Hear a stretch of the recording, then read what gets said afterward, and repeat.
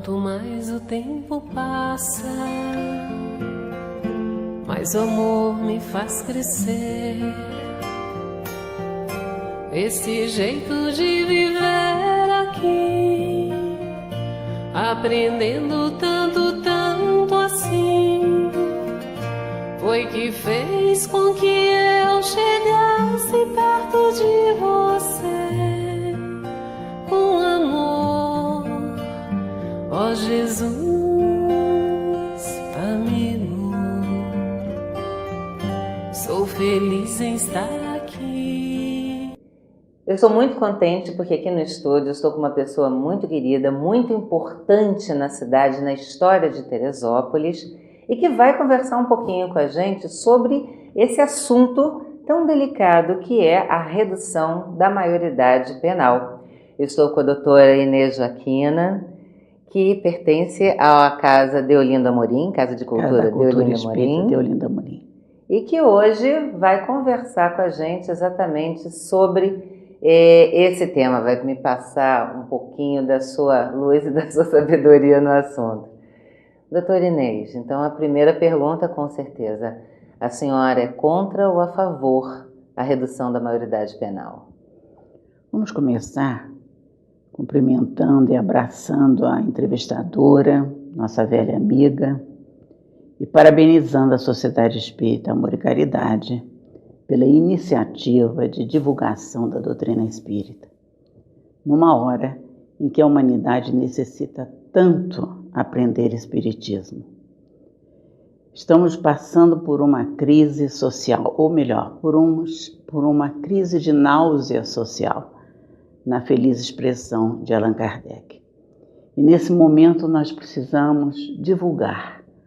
Essa divulgação é importante porque vai fazer com que as pessoas compreendam como é bom o bom entendimento em torno dos momentos de alegria, dos momentos de sofrimento.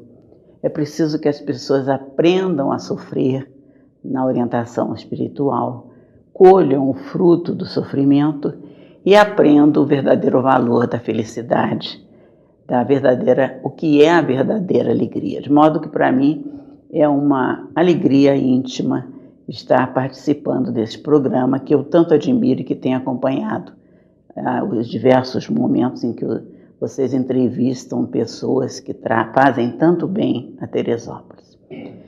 Nós não somos contra, nós somos a favor do bom senso. Em primeiro lugar, vamos analisar, do ponto de vista espírita, o que é a criança, o que é o adolescente. Diz o Evangelho segundo o Espiritismo, no capítulo 8º, que crianças são os fracos, os escravizados, os viciosos. Então, se nós analisarmos bem fundamente o que é ser criança, nós vamos ver que somos todos crianças, estamos todos em crescimento. Alguns temos a oportunidade de crescer em ambiente que facilita que nossos passos fiquem menos vacilantes e outros vacilam mais porque não têm essa sorte. Então, nós precisamos pensar bem sobre o que nós estamos falando. Estamos falando sobre jovens que talvez não tivessem tido a oportunidade que outros jovens têm de se equilibrar e de obedecer à lei natural, à lei de Deus e, consequentemente, à lei dos homens. Então, punir um adolescente que não tem ainda condição de entender verdadeiramente o que é certo e o que é errado perante a lei de Deus é uma temeridade. Digamos que nós tenhamos uma sociedade ardendo em febre e como nós não estamos encontrando o remédio para a febre, nós estamos querendo quebrar o termômetro. É assim que eu vejo, esta é a imagem que eu utilizo quando se fala em redução da maioridade penal. Reduzir por quê? Porque nós não estamos conseguindo impedir que os jovens cometam infrações.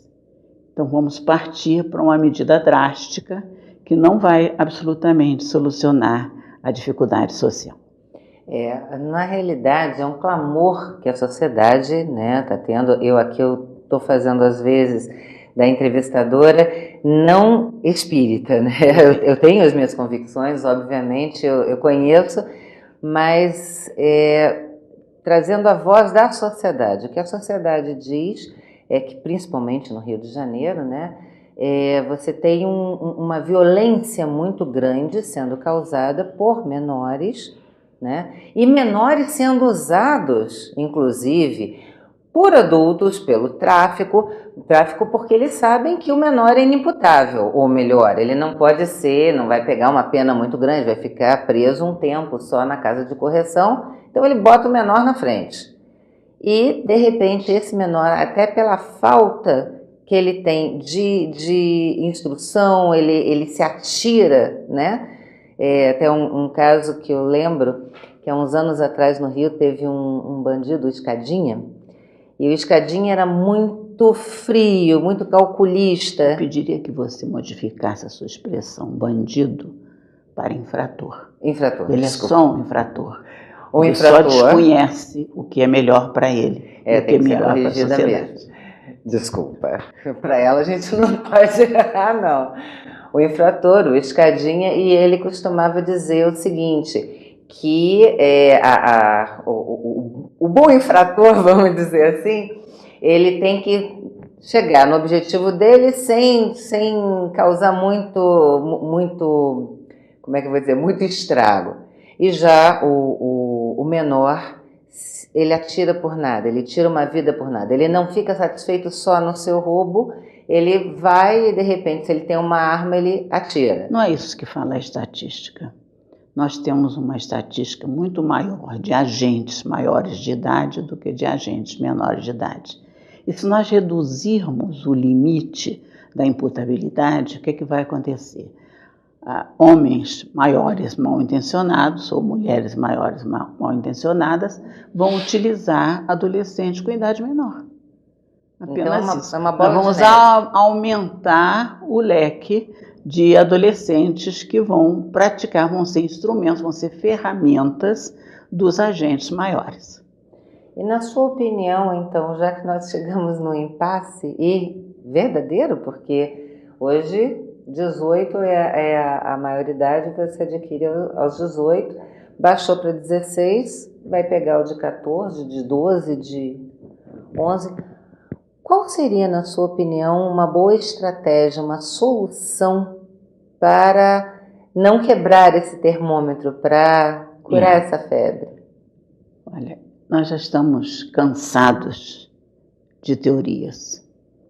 Então, nós temos visto inúmeros estudiosos fazendo sugestões, criando alternativas, todas teóricas, todas teóricas. Precisamos começar a fazer um trabalho individual. Se cada um cuidasse do seu espaço de impregnação, nós conseguiríamos, talvez, impedir que alguns adolescentes cometessem o ato infracional de forma tão pouco amadurecida. Qual seria a solução? Melhorar o sistema socioeducativo. O que é uma teoria. Eu tenho evitado falar nesse assunto porque as teorias já não atendem às necessidades nem de crianças. Nós estamos dando conselhos e não praticamos aquilo que nós aconselhamos. O que nós precisamos é ter uma justiça da infância e da juventude mais amparada pelos poderes constituídos. Precisamos ter magistrados que façam individualmente o seu trabalho em relação àquele adolescente. Muitas vezes o adolescente deixa de ser infrator porque recebeu 1 minuto de atenção do magistrado. Às vezes, em nosso trabalho, nós tivemos a oportunidade de suspender a audiência, levar o adolescente infrator para o nosso gabinete e, conversando um pouco com ele, e às vezes dando-lhe um abraço. Nós mostrávamos ao adolescente que nem todos mereciam da sociedade, mereciam que ele tivesse uma posição tão agressiva. Então, o primeiro remédio contra essa crise de violência em que o adolescente está inserido é melhorar a estrutura socioeducativa, porque há legislação enérgica. O Estatuto da Criança e do Adolescente é uma lei enérgica, é uma lei exemplar. As pessoas desconhecem o Estatuto, não aplicam o Estatuto e acham que os adolescentes não são suficientemente punidos pelo que fazem, quando as medidas socioeducativas estão absolutamente adequadas para que o juiz utilize ferramentas apropriadas para que os adolescentes incidam menos na infração. E uma das grandes armas, uma das grandes instrumentos, ferramentas a ser utilizada é a orientação, Vivian. Nós tínhamos aqui em Teresópolis um trabalho semanal com cerca de 200 adolescentes por semana com orientação individual. E com isso nós conseguimos, naquela época, que o índice de atos infracionais de Teresópolis fosse muito baixo. O juiz existe isso no Estatuto da Criança e do Adolescente. Se o adolescente tiver orientação, hoje inclusive incumbe ao Poder Executivo essa orientação. Se fosse feita essa orientação individual, o adolescente não reincidiria tanto no ato infracional. Então, o remédio aí está. O Estatuto da Criança e do Adolescente está aí, à disposição dos juízes, para que eles utilizem essa ferramenta para evitar um mal maior. Ontem esteve aqui conosco, segundo eu vi na imprensa, o desembargador Ciro Darlan, que é um companheiro que fez e faz, agora como desembargador, um trabalho extraordinário de orientação de adolescentes. Então, nós temos o sistema socioeducativo ideal, apenas não é aplicado. No Estatuto da Criança e do Adolescente nós podemos aplicar a orientação, a advertência, que nem sempre é suficiente, a liberdade assistida, que é a orientação semanal, a semi-liberdade, que é o conselho, que é o CRIAD, o antigo CRIAN, e em última instância temos a internação, o que é o CAUS. Quando nós usávamos a internação, nós usávamos por no máximo 30 dias, trazíamos de volta o adolescente e fazíamos com que ele fosse inserido outra vez no sistema menos enérgico de orientação de Teresópolis, e a gente muitas vezes conseguia fazer com que ele não reincidisse. Nós estamos falando basicamente de infrações. Até pequenas, mas eu acredito que muito desse clamor, né, que a sociedade hoje fala vem com relação a grandes atos de violência que ceifam a vida de pessoas inocentes, pessoas que não ficaram nada. Aí nós já temos a doença aguda. Na doença aguda, usa-se transfusão de sangue, usa-se antibióticos violentos. Nós temos de fazer vacinas. Eu estou lhe falando da vacina. Esse problema que existe atualmente, existe. E nós não vamos conseguir fazer com que o adolescente, colocado num sistema tão cruel, saia de lá menos cruel. Então, o que é que se pretende? Aumentar o número de adolescentes no sistema penitenciário, para que eles saiam mais violentos. Jogar a sujeira embaixo do tapete. E não vai adiantar. Não vai adiantar. A redução da maioridade penal é uma infantilidade jurídica. Não há como beneficiar a sociedade fazendo com que o maior se torne amadurecido violentamente. Isso é tudo um sistema. Nós estamos numa crise de violenta emoção. A comunidade clama por vingança, por retaliação equivalente. E algumas situações já estão absolutamente difíceis de recuperar. Vamos então trabalhar para que nem tantos incidam no ato infracional. Agora, então vamos às vacinas. Eu acredito, me corrija se eu estiver errada, que a base de tudo mora na paternidade e na maternidade responsável, né? Ou seja, na orientação. Que grande teoria, não é?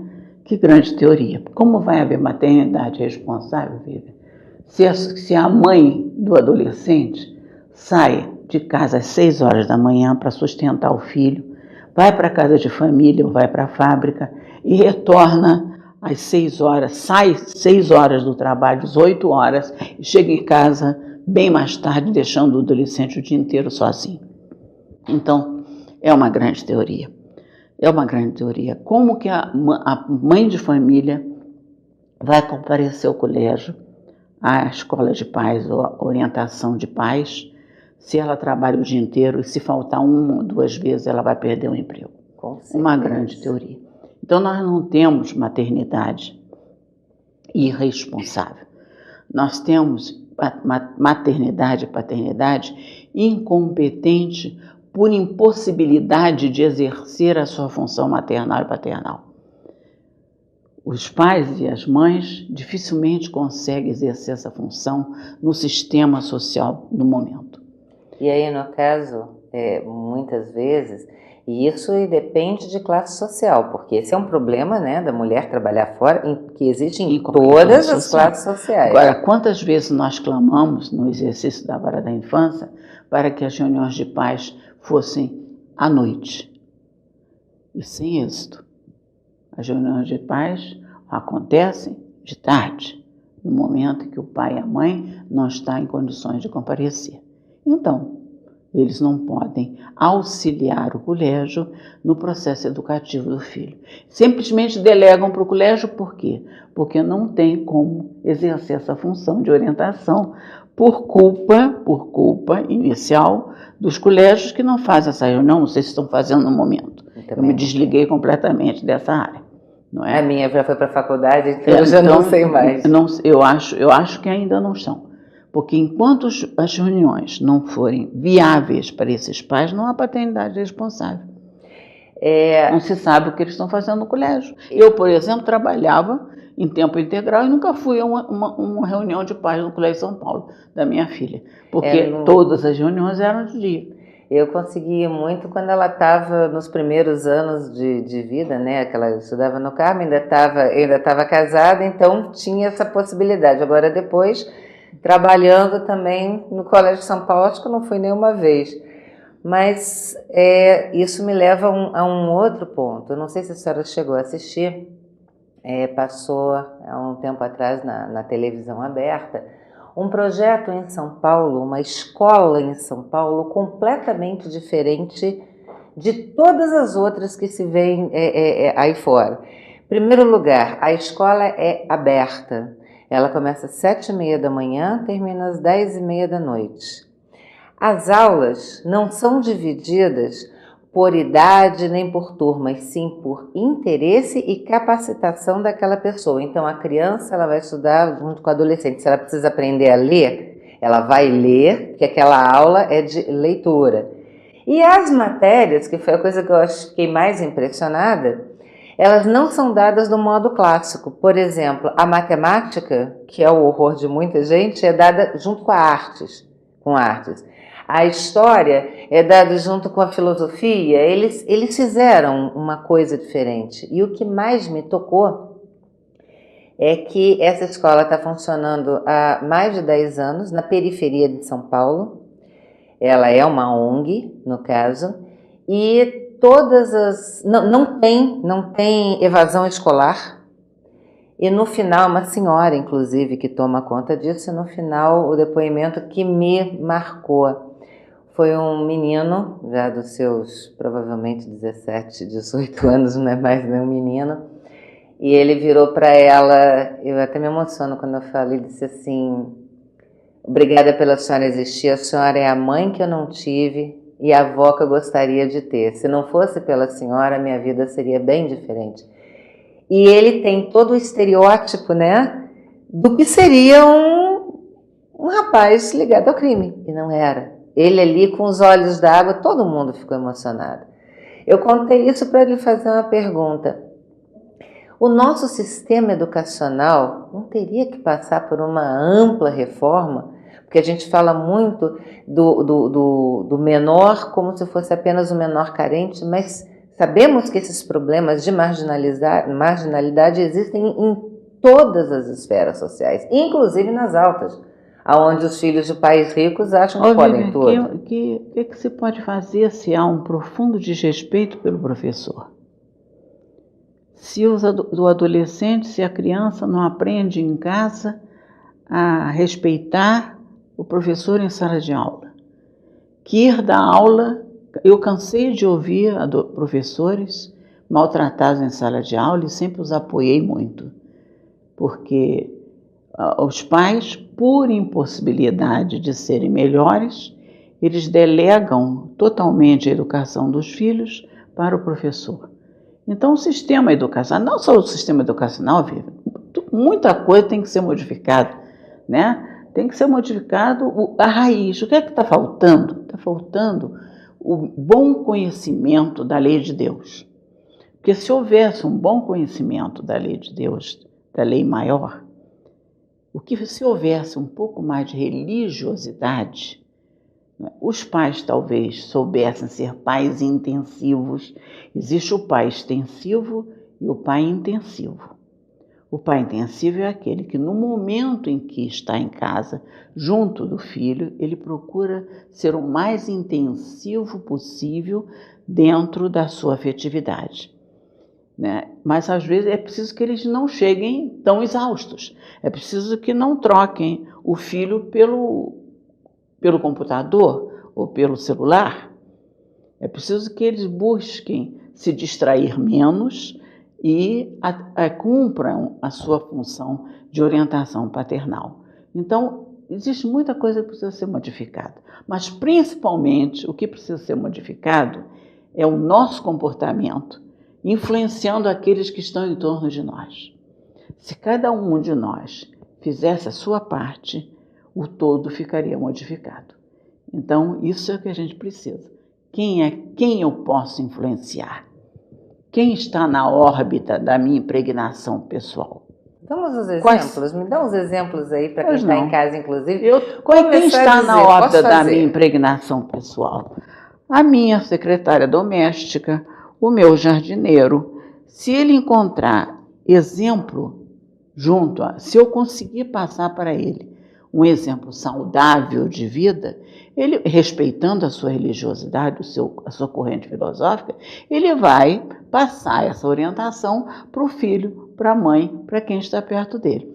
Nós, atualmente, só podemos cogitar de melhora social se nós cuidarmos da nossa melhora e da melhora daqueles que estão em torno de nós.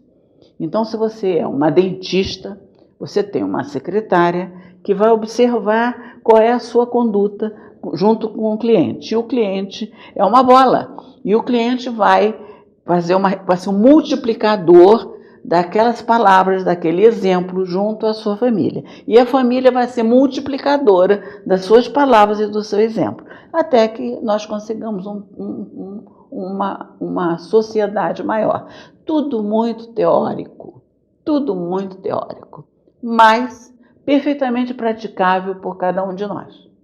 Se nós nos tornarmos responsáveis por aquelas pessoas que convivem conosco, essas pessoas serão multiplicadoras da nossa responsabilidade. Só veja essa solução. O resto é comer pela berola, é quebrar o termômetro, é achar que o ideal seria aumentar a imputabilidade, fazer com que as pessoas de 16 anos fiquem imputáveis. Olha, o Conselho Tutelar vai ser eleito agora, na nossa cidade, me parece, no dia 4. Não vejo nenhum movimento para as pessoas elegerem bons conselheiros tutelares. Muito ao contrário, eu ouço falar de influenciação política junto do conselheiro tutelar. Quer dizer, o conselheiro tutelar passa a ser um agente político na má acepção de política, não é? E eles são importantíssimos, a eles incumbe no momento a orientação preventiva do adolescente. Qual é a nesses arrastões que nós temos a grande bola da vez, né? Uhum. Os adolescentes fazem arrastões. Os policiais não podem prender senão em flagrante, porque é só quando cometem infração. Mas os agentes podem conduzir os adolescentes em estado de vulnerabilidade, que é a expressão da moda, né? Aos conselhos tutelares. E os conselhos tutelares tinham que fazer a orientação prevista no estatuto. Eu não sei se faz. Aqui em Teresópolis, não sei se faz. E o conselheiro, ele tem esse preparo? Porque me parece que ele deveria ter, né? Deveria. Na época em que nós trabalhávamos na vara da infância, havia uma prova em que se aferia a estatura de conhecimento do estatuto da criança e do adolescente. É preciso que não haja influenciação política. Olha que grande risco. Sendo o conselheiro um agente que pode ser um agente eleito pelo povo, quem vai nos assegurar que traficantes não vão encaminhar para aqueles que seja eleito aquele elemento que possa ser o veículo, não é, dos seus maus propósitos? Ninguém. Então, se você fosse votar no bom conselheiro tutelar, e eu também, nós estaríamos fazendo a nossa parte. E se o conselho tutelar não fizer a parte deles, que o faça o juiz. O juiz da infância tem que ser ativista, ele tem que sair de gabinete, ele tem que vivenciar a crise social, sem náusea social, mais uma vez usando a expressão de Kardec. Ele tem de ir à luta, ele tem de arrebatar o adolescente da infração. De que maneira? Fazendo o melhor possível dentro da sua órbita, da órbita da sua responsabilidade. Nós temos muita responsabilidade. E vamos, perante uma frase de Paulo que me preocupa muito, quase me assusta, porque Paulo de Tarso disse o seguinte: não vos iludais, da lei de Deus não se zomba. E quando você passa indiferente por uma adolescente que você podia ajudar e não ajudou, você, perante a lei de Deus, diz Emmanuel, perante a lei de Deus, você assume a responsabilidade sobre o que aquele adolescente fará, porque você não conseguiu orientá-lo na hora em que a vida o colocou perto de você. Isso é que Emmanuel diz, que nós somos responsáveis pelo que o outro faz se nós nos omitimos na hora em que tínhamos a obrigação de ajudá-lo. Pior que né? A situação de muita gente grave, está bem complicada. É grave. A doutrina espírita deixa as coisas bem claras. Por isso a importância de programas de orientação espírita. Se todos nós fizéssemos a nossa parte, quantas lágrimas nós poderíamos secar? Quantas flores nós não pisaríamos? Com certeza. Então, é isso que nós temos que fazer. Não adianta ficarmos aqui discutindo teoria. Quais são? Na redução da maioridade penal é impossível, porque o sistema penitenciário não vai conseguir recolher em seu âmbito todos os adolescentes de 16 anos em diante. O adolescente com 16 anos não tem maturidade para um bom entendimento do que está fazendo. Verdade. Aí dizem assim, qual é o contra-argumento? Mas tem responsabilidade para votar, por que não tem responsabilidade na hora de escolher se vai fazer o bem ou o mal? Existe uma maturidade emocional e uma maturidade intelectual. O adolescente pode ter maturidade intelectual na hora de escolher o seu prefeito, mas ele não tem maturidade emocional, presumidamente, para deixar de atropelar alguém que está com a sua namorada se ele estiver numa motocicleta. Ele joga a motocicleta em cima porque ele está numa ebulição hormonal naquela hora. É verdade. Então, com 16 anos, o adolescente, diz o legislador sabiamente, não tem controle emocional suficiente para saber exatamente o que lhe convém. Então, essa é a presunção. São teorias, mas que no fundo, se nós bem refletirmos, são verdadeiras. Eu vou pedir licença para fazer um break rapidinho, só para beber aquela água, já a gente está voltando.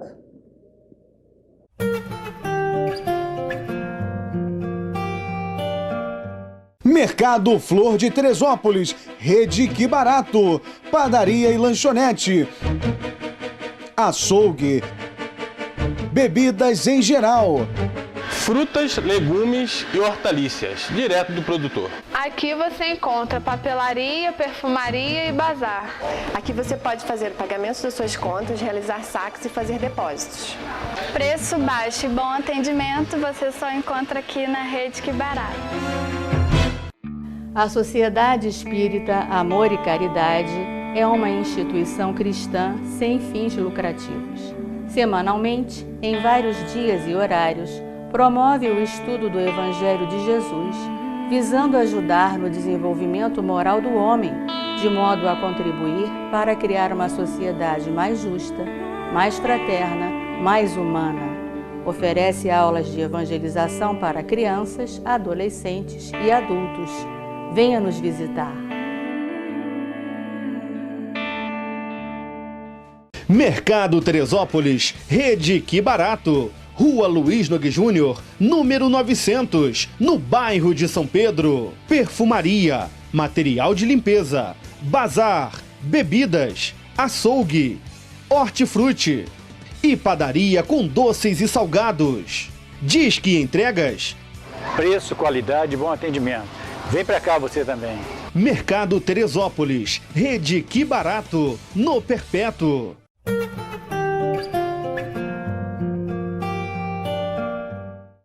Vamos continuar a nossa conversa, hoje recebendo aqui o Dr. Inês com esse tema tão sério, tão atual, que é a redução da maioridade penal. Doutor Inês, a senhora falou uma coisa que me chamou a atenção, que eu nunca tinha ouvido, que é exatamente a maturidade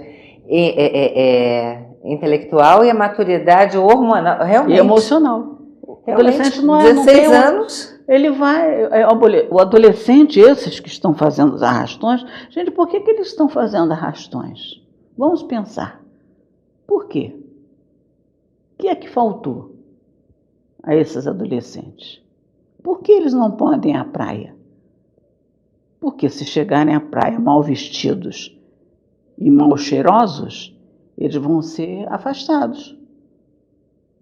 Mas a senhora não acha que nesse caso... porque eu não frequento muito a praia há muitos anos, eu não gosto muito. Mas eu lembro no meu tempo de adolescente, né, que eu morava no Rio, ia muito à praia. A praia é muito democrática, de uma certa forma, e existem os locais, né? O pessoal que gosta de fazer maromba fica num ponto da praia, o pessoal que é mais família fica num outro. Sempre foi isso, mas não classes sociais, mas modos de interesses do que fazer. E uma coisa que me chama a atenção é o sentido do grupo. Vamos embora, vamos aterrorizar. Que muitas vezes, teve até, se não me engano, no Globo, saiu que um menor que roubou o celular furtou, pronto, não posso falar que é diferente, que furtou o celular de uma menina, ele fala, eu fiz porque eu estava com vontade, ou seja, então, é uma pessoa assim que está sem qualquer tipo de orientação, não tem nada, ele está fazendo porque ele... Está aqui no Globo de 28 de setembro. Metade do país sem plano para menores. Não há plano. Não há o que fazer, senão encaminhar esses adolescentes, junto com o Civil Social, incumbe pela lei ao Poder Executivo, ao Conselho Tutelar. E o Conselho Tutelar tem que cumprir a sua função educativa, abandonados à própria sorte. Pais de 26 crianças e adolescentes recolhidos no fim de semana não são encontrados. Como vão encontrar os pais se ela está trabalhando, a mãe na casa de família? Se o pai é operário, é pedreiro, não pode perder o dia. E no caso daquele que fugiu de casa, que está brigado no tráfico? Está aqui. Está aqui. Interessante, um Cosme Damião diferente no arpoador, missa uniformizada. Fantástico. O padre distribuiu camisas amarelas para que os policiais soubessem que aquele adolescente não estava indo para o arrastão. Estava indo receber o docinho de Cosme Damião. São essas pequenas iniciativas impregnantes que são capazes de fazer alguma coisa no atual sistema. Ou seja, então... Então, se você é responsável por aqueles que estão na tua órbita de influenciação. E no momento, somente isso. Fora disso, só modificando estruturalmente a sociedade. Só modificando o nosso legislativo, o nosso judiciário. Os juízes da infância têm que sair em campo, ser vocacionados. O juiz da infância não pode ser qualquer um que pretenda morar naquela cidade, ser juiz da infância, porque é bom estar em Nova Friburgo, porque Nova Friburgo é onde mora a família dele. Não existe isso, não deveria existir. O juiz da infância é uma ferramenta que tem que saber gostar, amar e querer e conhecer a matéria com a qual ele vai trabalhar. E o tribunal tem que apoiar o juiz da infância, muito mais do que apoia no momento. Agora está surgindo um movimento de coordenação respeitável no Tribunal de Justiça, dos juízes da infância. E os juízes, eu tenho acompanhado pela internet, eles estão começando a se movimentar para fazer alguma coisa. Coitados, eles seguram uma pirâmide com o vértice para baixo. Eles não podem largar, cai. Eles não sabem o que fazer. E é complicado. Não sabem o que fazer. O juiz da infância da capital é um sofredor. Veja agora, o doutor Pedro Henrique lançou esse protesto contra os acautelamentos de adolescentes sem que houvesse flagrante, e houve essa confusão toda com o secretário de Segurança. Pobre Pedro Henrique, é um grande juiz.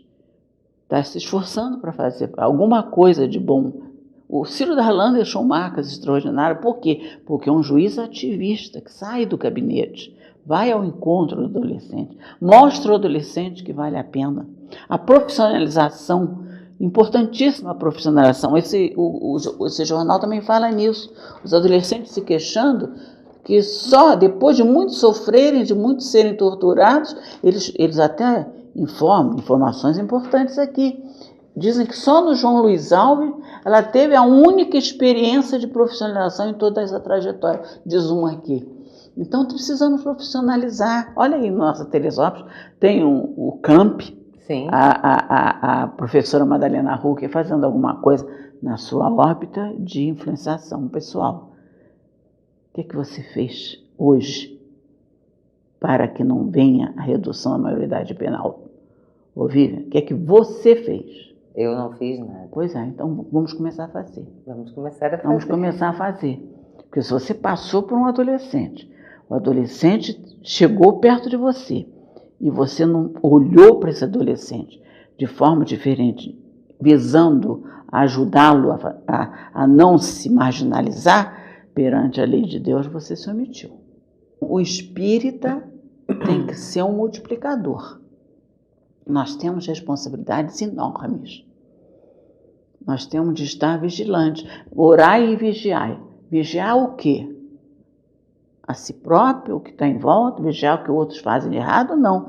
Vigiar quem em torno de você precisa da sua exemplificação, da sua palavra, da sua orientação.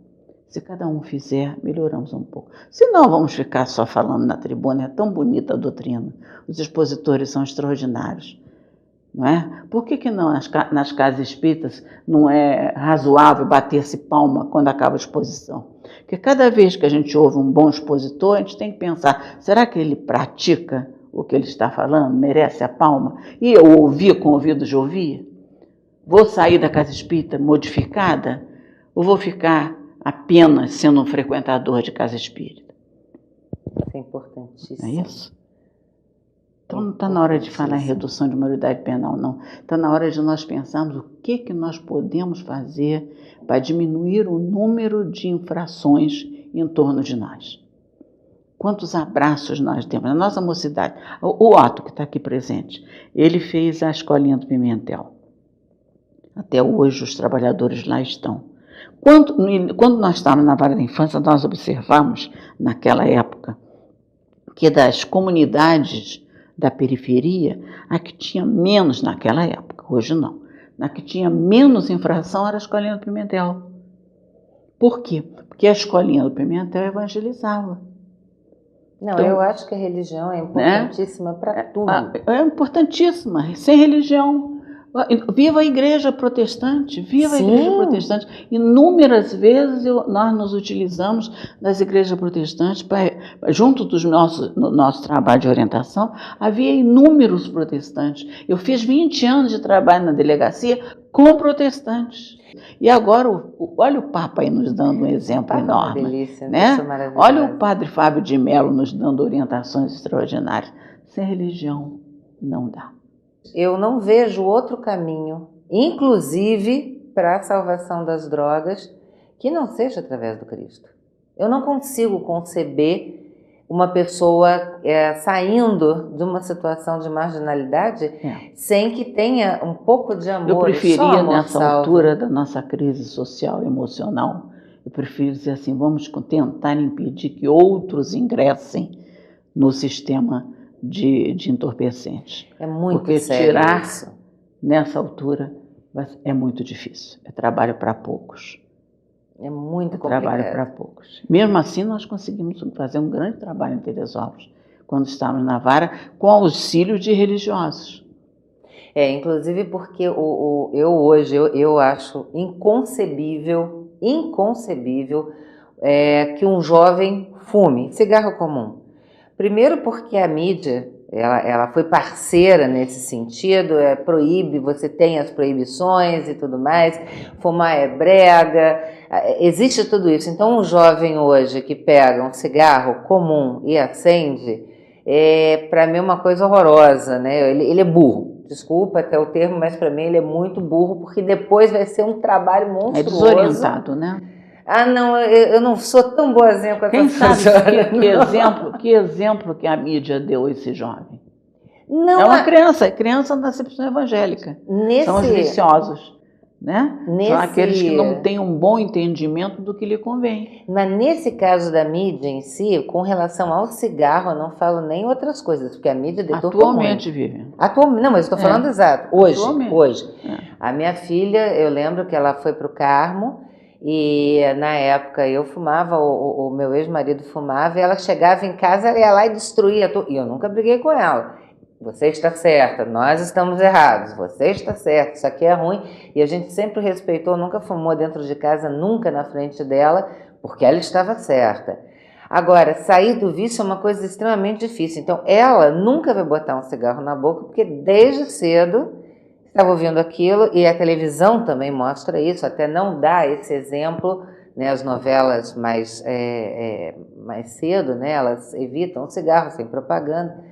Agora, a droga que permanece ilegal, né? Que permanece no submundo, essa aqui na cidade tem me preocupado muito, porque eu vejo um número muito grande de pessoas, de jovens, com as idades cada vez menores, experimentando. E a gente sabe que o poder devastador de um crack não permite você experimentar. Aí vem o estatuto, com a sua energia, com as suas medidas socioeducativas, precisando ser aplicadas em benefício desses adolescentes. E o que poderia ser feito, no caso, legalmente falando, né? Orientação semanal, orientação, o exemplo do orientador, a insistência no esclarecimento. Nós tínhamos isso na vara da infância. E eles vão aos locais? Como é que funciona esse trabalho? Atualmente, vai na casa da pessoa? Não, eles iriam fora. Atualmente não existe mais o projeto. Então é um projeto importante que tem que voltar. Não tem D. Né? Cada um é responsável pelo que faz e pelo que deixa de fazer. Não tem D. Enquanto nós fizemos, nós éramos a responsável. Agora não se faz mais. Quem vai responder por quê? Perante a lei de Deus, acho que muita gente responde por isso. Então, nada a fazer. Nada a fazer. Se não lamentar e atuar dentro da obra. Eu sempre uso essa imagem. Pegue um grande compasso, fique no meio do compasso, trace uma grande órbita e fique responsável por aquilo que está dentro da sua órbita de impregnação, que você faz? Não vai ser reduzindo a maioridade penal que nós vamos resolver essa dificuldade, não. Não vai. Redução da maioridade penal é infantilidade jurídica. Não é por aí.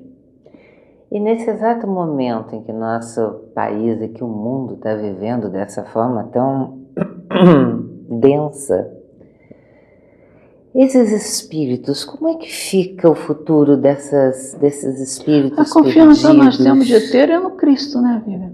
Porque não existem, os espíritos dizem isso para nós, é uma frase também que eu repito constantemente na vida. Não existem injustiças na lei de Deus. Existem pessoas aparentemente injustiçadas. Não é? E nós sabemos que o planeta está sob controle do Cristo. Acontecem as coisas que precisam acontecer para que a humanidade cresça. A legislação acompanha a maturidade do povo. Então só tem uma saída, Viva. Fique responsável por aquelas pessoas que estão em torno de você. E faça apenas o que pode. Quem faz o que pode tem um salário da paz, diz Emmanuel. Mas nós temos que fazer todo o possível para ajudar quem está em torno de nós. É uma situação bastante complicada. É só o que podemos fazer no momento. Inclusive, eu cheguei a postar isso hoje, que no meu entendimento, existe uma regra, uma frase que para mim simboliza tudo, como a oração de São Francisco para mim é perfeita. É um compromisso. Né? Ela diz o seguinte: se todo mundo seguisse pela oração de São Francisco, o nosso mundo seria ótimo. Basta que a gente realmente faça a oração de São Francisco com um compromisso. Sim, com certeza. Só que nós não fazemos, Vivian. Tentamos. Nem tentamos. Eu tento um nós pouquinho. Repetimos. Não, fazer-me instrumento da tua paz. Você consegue ser um pacificador? É complicado. Então como é que você vai repetir uma oração que você se compromete e não cumpre? Que eu leve alegria onde haja tristeza. Você consegue levar alegria onde há tristeza? Isso eu faço. Que bom. Eu procuro realmente. Né? Claro que a gente não consegue tudo, mas tenta. Eu acho a oração de São Francisco e o Pai Nosso 2 grandes compromissos que nós assumimos com a espiritualidade. E é uma leviandade nós utilizarmos essas orações e recitando-as apenas com os lábios. É melhor não fazer. Tem que ser. Há uma frase muito interessante que diz assim: se você sabe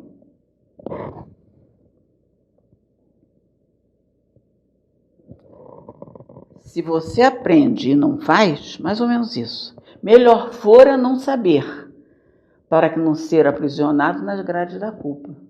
É verdade. Então nós estudamos, pegamos o livro dos Espíritos, analisamos, estudamos e depois não fazemos.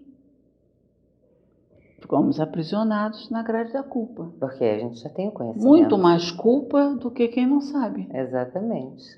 Existem companheiros nossos que estão aflitos para nos tirarem do inferno. Não é porque eles sejam enjoados, não porque batem a nossa casa. É porque eles assumiram um compromisso na estatura deles de impedir que nós descambemos para o pior. Então eles lutam ferozmente para nos tirar daquela posição. Mas eles não têm a grade da culpa, porque eles estão fazendo o que eles entendem que é o certo. E nós, que somos imortalistas, que somos reencarnacionistas, que temos um conhecimento imenso da doutrina espírita, e a nossa responsabilidade. Né? Melhor não fazer a prece de São Francisco do que recitá-la com os lábios. É verdade. Olha, quando a gente soube, né, que a senhora viria até nós para conversar um pouquinho sobre esse tema delicado, eu pedi, eu quero falar com a doutora Inês. Quem vai falar sou eu. Eu passei à frente. Que bom, que bom. E eu sabia que, antes e acima de tudo, seriam grandes lições como realmente foram. Eu trouxe, hoje estava lendo sobre o bendito Livro dos Espíritos, né? Porque vocês iam me falar de leis, então tem uma pergunta 796 que diz assim: no estado atual da sociedade, a severidade das leis penais não constitui uma necessidade? Foi que você, nas entrelinhas aí, você me perguntou, será que não precisaríamos de uma legislação mais severa? Os espíritos respondem o seguinte: uma sociedade depravada certamente precisa de leis mais severas. Infelizmente, essas leis mais se destinam a punir o mal depois de feito do que a cortar a raiz do mal. Os espíritos respondendo, há 150 anos atrás. Só a educação poderá reformar os homens, que assim não precisarão mais de leis tão rigorosas. Aí vem a outra pergunta, que eu acho fantástica, já fiz alguns estudos sobre isso. Pergunta 797. Como o homem poderá ser levado a reformar suas leis? Resposta: isso ocorre naturalmente, pela força das coisas, olha aí as coisas, os arrastões, pela força das coisas e pela influência das pessoas de bem que o guiam no caminho do progresso. A influência que é tudo. Aí termina os espíritos. O homem já reformou muitas leis e ainda reformará muitas outras. E os espíritos terminam assim: espera, ponto de exclamação. Esperemos com esperança, não com desespero de querer fazer uma redução da maioridade penal. Esperemos que a humanidade cresça, que entenda a importância da religiosidade, a importância do exemplo, a importância da lei áurea, a importância de tratar o melhor possível o semelhante, a importância de ser uma marca de alegria, de bom senso na vida de quem está convivendo com você. Espera, temos que esperar, não vai ser a redução da maioridade penal que vai resolver nada, não. Hoje o que tem que resolver é o que nós estamos fazendo com aqueles que estão em torno de nós. Qual a minha responsabilidade como médico? Qual a minha responsabilidade como juiz? Não cumpriu? Espera. A lei de causa e efeito vai atuar. Sempre atua. Vai atuar. Ninguém se omite irresponsavelmente. Se você se omitiu, espera. E eu vou encerrar, infelizmente, porque por mim eu ficava aqui falando, né, a noite toda até, sorvendo de tanta sabedoria. Eu que estou começando meus primeiros passinhos, né, então eu me sinto abençoada no dia de hoje. E gostaria de deixar para você que está em casa um recadinho que eu coloquei hoje, que eu procuro fazer a minha parte, sim. No início a gente começa não fazendo para os outros aquilo que a gente não gostaria que fizessem com a gente. Depois que a gente conseguir esse passinho, aí começa a fazer pelo outro aquilo que a gente quer que façam com a gente. Tudo muito devagar. A regra áurea dinâmica. Então, olha só. Muito obrigada por permitir a nossa entrada na sua casa. Eu me despeço, infelizmente, dessa conversa que eu adorei ter, mas se Deus quiser, a gente vai ter a doutora Inês aqui outras vezes. Obrigada, até a próxima semana. Com o Evangelho a nos guiar, aprenderemos a amar, com a paz em nossos corações e a vontade que nos faz seguir, poderemos encontrar o que um dia o nosso Pai então nos ensinou, que do amor renasceremos, que do amor renasceremos.